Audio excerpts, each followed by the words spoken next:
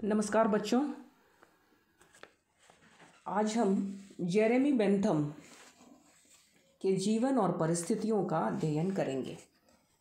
Jeremy Bentham, जिसका जन्म 1748 में इंग्लैंड के एक बहुत ही संभ्रांत और संपन्न परिवार में हुआ था और उसकी मृत्यु 84 वर्ष की परिपक्व आयु में 1832 में हुई थी, जबकि उसकी ख्याति चरम सीमा तक पहुंच चुकी थी और उसका जो उपयोगितावादी दल है वो इंग्लैंड में महान विजय के द्वार पर खड़ा था। अर्थात उसके द्वारा दिए गए जो सिद्धांत थे उन्हें सरकार के द्वारा स्वीकार कर लिया गया था,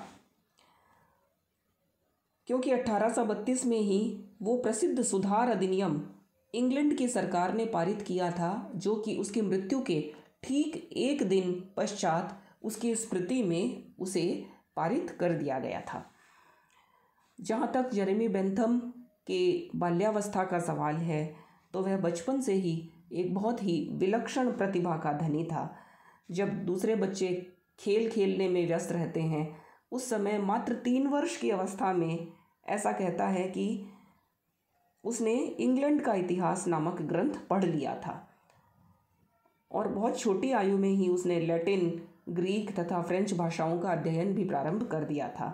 जब वह मात्र 15 वर्ष का हुआ तब वह ग्रेजुएट बन गया और उसने बहुत जल्दी वकालत प्रारंभ कर दी, किंतु उसे लगा कि वह वकालत करने के लिए नहीं बना है, तो उसने कानून के दार्शनिक अध्ययन को शुरू कर दिया और एक विचारक के रूप में बेंथम के लिए यह एक बहुत ही महत्वपूर्ण निर्णय था। बेंथम के जीवन की 2 घटनाएं उसके उपयोगितावादी दर्शन को मोड़ देने में बहुत ही महत्वपूर्ण थी और उनमें से पहली घटना ये है कि उसने कानून का अध्ययन करते हुए कानून में सुधार करने के लिए उपयोगितावादी दृष्टिकोण से जो बहुत ही महत्वपूर्ण सुधार सरकार के सामने प्रस्तुत किए थे, उन सुधारों को सरकार ने मानने से इनकार कर दिया। उसने जेलों को सुधारने के लिए बहुत से नए डिज़ाइन बनाए थे और इस प्रकार से उनका निर्माण किया था कि कैदियों की जीवन दशाओं में सुधार किया जा सके। किंतु उस समय की जो कुलीन तंत्रीय सरकार थी, उस सरकार ने बेंथम की सभी सुधार योजनाओं को बहुत ही अड़ियल रवैये से देखा और उन पर विचार तक करना उचित नहीं समझा और सरकार के इस रवैये के कारण बेंथम की बहुत अधिक आर्थिक हानि हुई, जो कि उसने अपनी योजनाओं के लिए खर्च की थी। शासन के इस रवैये को देख करके बेंथम इस निष्कर्ष पर पहुंचा कि जो ब्रिटेन का जो अल्पतंत्र धनिकतंत्र है वह केवल अपने हितों की रक्षा करता है और जन सामान्य के हितों से उसे कोई भी मतलब नहीं है और इसलिए कुलीन तंत्र जनता के हितों के लिए काम नहीं करती और एक लोकतांत्रिक शासन ही श्रेष्ठ शासन होता है। इसलिए सैद्धांतिक रूप से उसने उपयोगितावाद के आधार पर कुलीन तंत्रीय शासन प्रणाली का तिरस्कार कर दिया। उसे राजतंत्र और कुलीन तंत्रीय तत्वों की बजाय लोकतंत्र में अधिक विश्वास हो गया। दूसरा जो महत्वपूर्ण उसके जीवन में जो मोड़ आया वह जेम्स मिल्क के संपर्क से आया। जेम्स मिल्क एक बहुत ही अटल जनतंत्रवादी था और वह अपने सिद्धांतों को मनोवैज्ञानिक रूप से पुष्ट करने की बेंथम से भी अधिक प्रतिभा रखता था।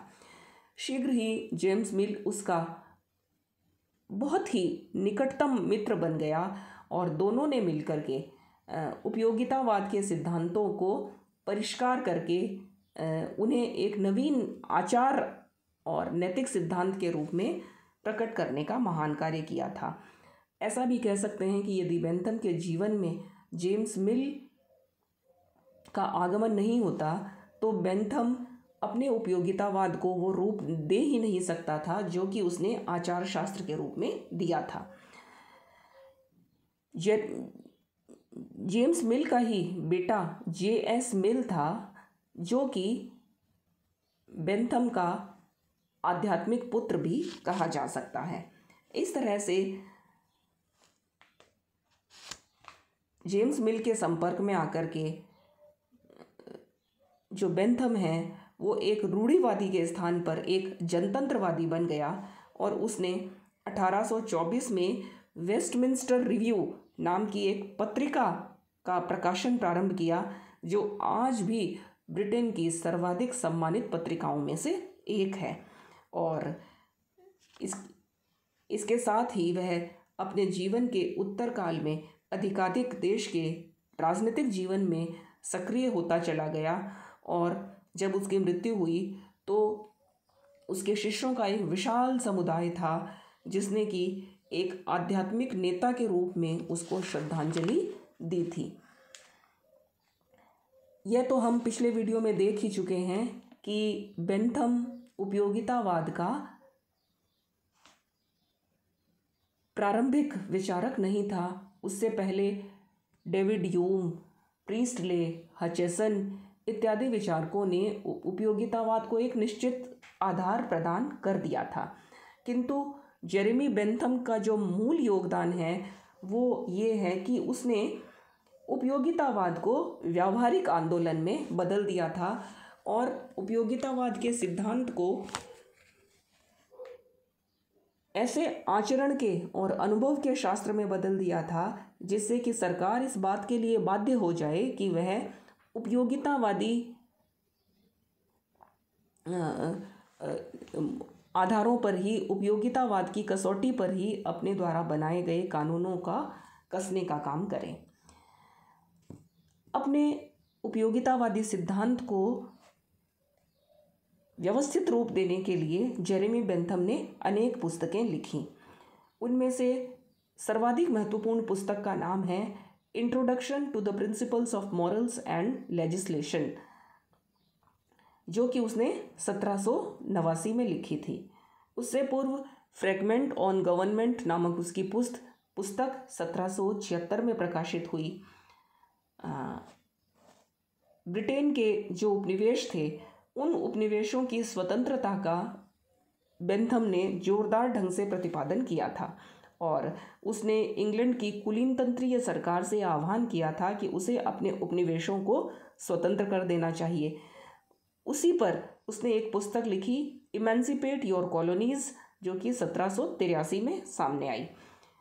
प्रिंसिपल्स ऑफ इंटरनेशनल लॉ नामक उसकी अंतर्राष्ट्रीय कानून पर पुस्तक थी और theory of punishment and rewards, यह उसकी जो पुस्तक थी वो दंड शास्त्र पर आधारित थी कि सरकार को दंड देने के अपने जो तरीके हैं, जो कि बहुत ही अमानवीय तरीके हैं और बहुत ही अलोकतांत्रिक तरीके हैं, उन्हें बदल करके उन्हें अधिकतम मानवीय बनाया जाना चाहिए। 1811 में प्रकाशित हुई और संवैधानिक सुधारों और संसदीय सुधारों के लिए उसकी पुस्तक सामने आई, पार्लियामेंट्री रिफॉर्म्स, 1809 में।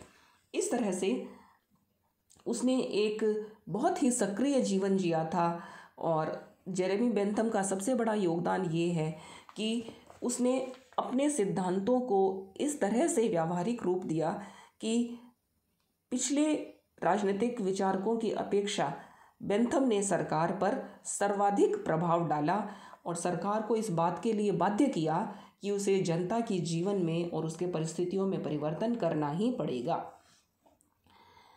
बेंथम का जो उपयोगितावाद है वो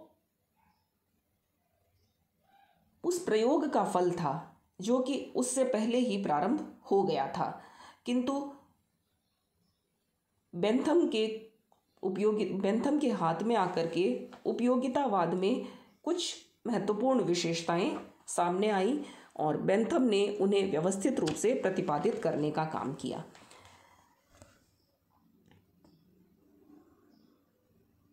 बेंथम के उपयोगितावाद का जो पहला महत्वपूर्ण आधार है वो है प्राकृतिक अधिकारों के सिद्धांतों का त्याग।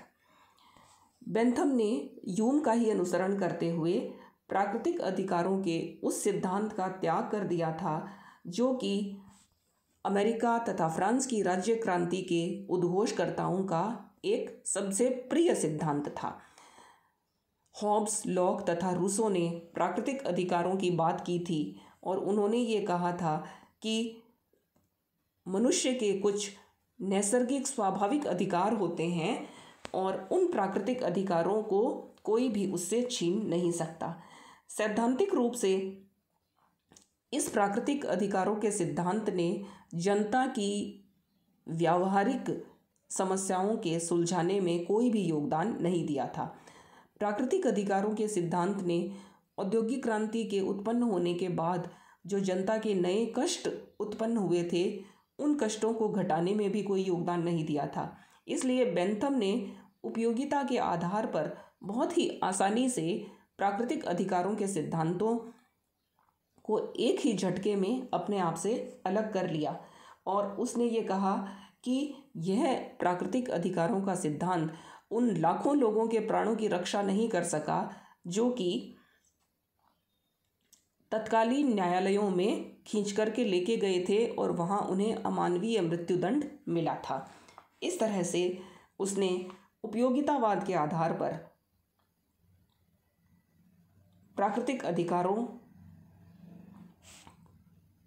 के सिद्धांत को मानने से इनकार कर दिया था।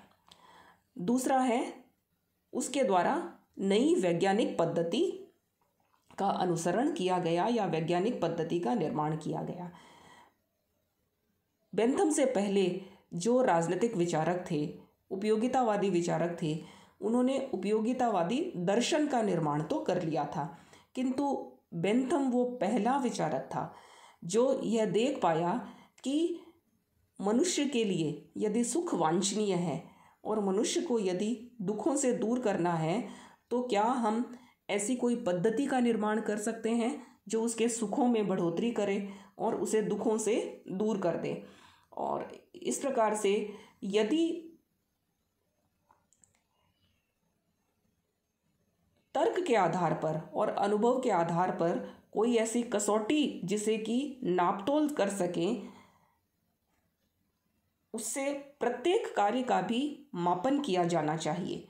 और इसलिए पहली बार बेंथम ने अधिकारों के अमूर्त सिद्धांत को त्याग करके उसे अनुभववादी रूप प्रदान किया और उसे सुख दुख की कसौटी प्रदान करी।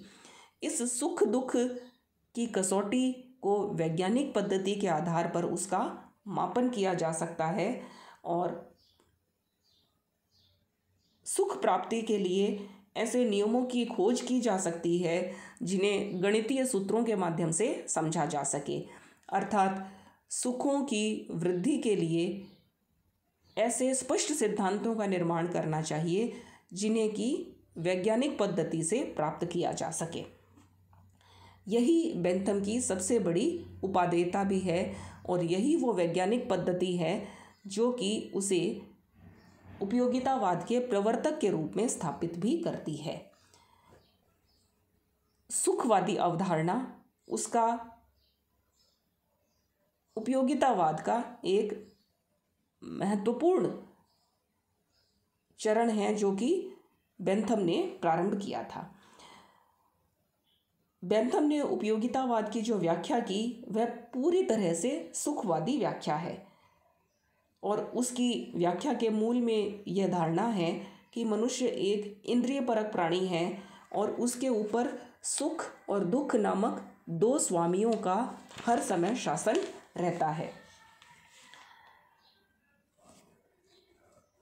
वो ये कहता है कि उपयोगितावाद का सिद्धांत इस बात में है कि हम सुख को बढ़ाएं और दुख को निरंतर कम करते जाएं और किसी भी सार्वजनिक कार्य को करने की कसौटी भी सुख को बढ़ाने की या दुख को कम करने की रहती है। इस तरह से बेंथम के अनुसार एकमात्र सुख ही वांछनीय है, सुख ही जीवन का साध्य है। धन, वैभव, शक्ति, संपत्ति और यहाँ तक कि स्वयं नैतिकता भी सुख प्राप्ति के लिए ही स्वीकार की जाती है और ये सभी सुख प्राप्ति के साधन मात्र हैं। इस तरह से बेंथम ने उपयोगितावाद का जो मूल आधार है वो सुखवादी अवधारणा को बना लिया। बेंथम ने सुखवादी अवधारणा को स्वीकार करके ही संतोष नहीं किया, वरन सुख और दुखों का एक कसौटी या मापदंड भी प्रस्तुत किया था। उसने गणितीय आधार पर यह गणना करने का प्रयास किया कि मनुष्य को सुखी करने वाले मूलभूत सुख कौन से होते हैं और मनुष्य को दुखी करने वाले कौन से मूल दुख होते हैं। यदि इनका पता लगा लिया जाए और यदि मनुष्य को पता हो तो वह दुखों से स्वयं को दूर कर सकता है और अपने सुखों में वृद्धि कर सकता है। इसे ही सुख दुख मापदंड या इसे अंग्रेजी में हेडोनिस्टिक कैलकुलस के नाम से जाना जाता है। यह जो सुख दुख मापदंड है, इस मापदंड में उसने 8 मापक बताए हैं, अर्थात 8 वो स्केल हैं जिनके आधार पर किसी कार्य को या किसी भी घटना का मापन किया जा सकता है। उनमें से पहला है तीव्रता, दूसरा है स्थिरता, तीसरा है निश्चितता, चौथा है समय की निकटता, पांचवा है समय की दूरी, छठा जनन शक्ति, सातवां विशुद्धता और आठवां विस्तार। इसका अर्थ यह है कि कोई भी कार्य इन 8 के आधार पर कसौटी पर कसा जाना चाहिए। जैसे कि यदि किसी सुख की जनन शक्ति अच्छी है, उसका अर्थ यह है कि वह कार्य करने के बाद और अधिक कितने उसी प्रकार के सुखों को उत्पन्न कर सकता है। इसी प्रकार से तीव्रता का तात्पर्य यह है कि उस कार्य को करने के परिणाम स्वरूप कितनी जल्दी सुख की प्राप्ति होती है। स्थिरता का अर्थ यह है कि उस कार्य के परिणाम स्वरूप जो सुख उत्पन्न हुआ वह कितने समय तक बना रह सकता है।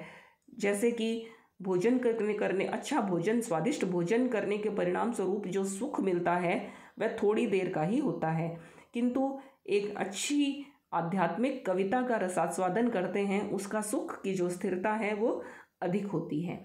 इसी प्रकार से समय की निकटता का जो अर्थ है वो ये है कि समय के आधार पर वो कितना लंबा चलेगा, और दूरता का तात्पर्य ये है कि वो कितने समय के पश्चात सुख को देना प्रारंभ करेगा।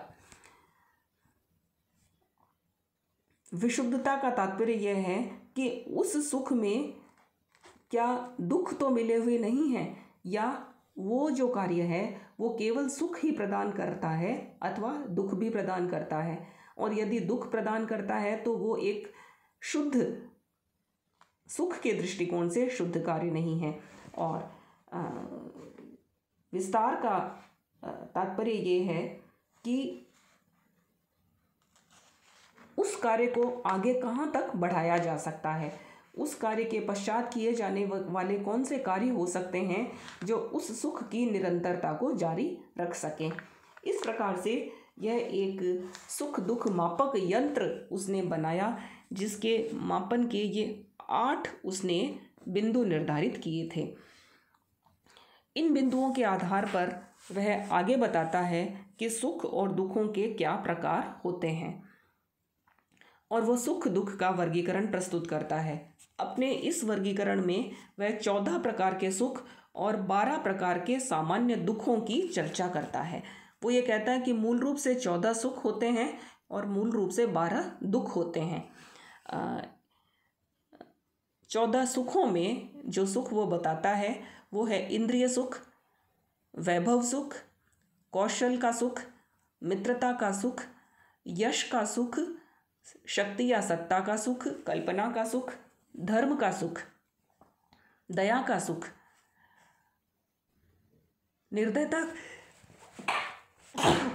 निर्दयता का सुख, स्मृति का सुख यानी पुरानी बातों को याद करके भी व्यक्ति सुखी होता है, आशा का सुख, भविष्य की जो कल्पनाएं हैं उसका सुख, संपर्क या मिलन का सुख तथा सहायता का सुख। ये कुल मूलभूत रूप से 14 सुखों की बात बेंथम करता है। इसी प्रकार से वो बताता है कि 12 सामान्य दुख होते हैं। उनमें दरिद्रता का दुख, भावना, हिचकिचाहट, शत्रुता, धार्मिकता, दया, निर्दयता, स्मृति, कल्पना, आशा या संपर्क। अर्थात हम देखेंगे कि कुछ जो बिंदु हैं वो सुखों में और दुखों में हमें समान नज़र आ रहे हैं, जैसे आशा है, स्मृति है, संपर्क है, भावना है। तो इस प्रकार से मूल सुख और मूल दुख होते हैं, और इन सुखों और दुखों को अभी पूर्व में बताए गए जो 8 मापक हैं, तीव्रता, स्थिरता, समय की निकटता, दूरी, विशुद्धता, विस्तार इत्यादि के आधार पर इन सुखों या दुखों को मापन करना चाहिए। यह बताने के बाद बेंथम सुख और दुख के 32 निर्धारक तत्वों की भी चर्चा करता है। अर्थात इन सुखों या दुखों में कमी की जा सकती है या वृद्धि की जा सकती है, ऐसे कुल 32 तत्व हैं जो कि सुखों को बढ़ा सकते हैं या कम कर सकते हैं। और ये जो 32 तत्व हैं उनमें से प्रमुख है स्वास्थ्य, शक्ति, कठोरता, शारीरिक कमजोरी, मन की चंचलता, मनोवृत्ति, मनुष्य की अनुभव ग्रहण करने की शक्ति, नैतिक स्वास्थ्य, धार्मिक पक्षपात, लिंग, शिक्षा, जलवायु, वंश आदि। बेंथम के अनुसार सुख और दुख की मात्रा की गणना करते समय हमें इनका ध्यान रखना चाहिए। अर्थात कोई व्यक्ति यदि मूलतः ही शारीरिक रूप से कमज़ोर है और कोई दूसरा व्यक्ति यदि शारीरिक रूप से हृष्टपुष्ट है, तो एक ही प्रकार के कार्य करते हुए एक व्यक्ति को कम सुख का अनुभव होगा, किंतु दूसरे व्यक्ति को अधिक सुख का अनुभव हो सकता है। इसी प्रकार से लिंग की बात है तो हम देखते ही हैं कि हमारे समाज में पुरुष को कुछ अधिक सुख प्राप्त होता है कुछ कार्यों को करते हुए, और स्त्री जो है वो पारिवारिक दशाओं के कारण कम सुख प्राप्त कर सकती है। इसी प्रकार से शिक्षा है, किसी स्थान पर व्यक्ति रहता है, जलवायु बहुत ही कठोर है या कोई एक अच्छी जलवायु में व्यक्ति रहते हैं, तो वो ये सुख और दुख के 32 निर्धारक तत्वों की चर्चा करता है। और इस प्रकार से वो सुख दुख का जो मापन करते हुए सबसे पहले उनका मापक 8 प्रकार के मापक बताता है, फिर 14 प्रकार के सुख और 12 प्रकार के दुखों की चर्चा करता है, और 32 प्रकार के निर्धारक तत्वों की चर्चा करता है। और इन सब के आधार पर वह सरकार के लिए यह मापदंड प्रस्तुत कर देता है कि सरकार को कौन से कार्य करने चाहिए और कौन से कार्य नहीं करने चाहिए। यहाँ पर वो यह भी बताता है कि यदि सभी कार्यों का जो अंतिम परिणाम है वो सुख की वृद्धि करने वाला है, तो उन कार्यों को ही किया जाना चाहिए, और यह एक गणितीय सूत्र के आधार पर इसको प्राप्त किया भी जा सकता है। और बेंथम का ये सर्वप्रसिद्ध एक वाक्य है कि सुख की मात्रा यदि समान हो तो बच्चों का खेल हो या कविता एक ही बात है। अर्थात वो सुखों को मात्रात्मक स्वरूप प्रदान कर देता है अपने इस हेडोनिस्टिक कैलकुलस के माध्यम से। अर्थात वो ये कहता है कि गुणों की दृष्टि से तो सभी सुख समान होते हैं और सुखों में अंतर केवल मात्रात्मक दृष्टिकोण से ही होता है।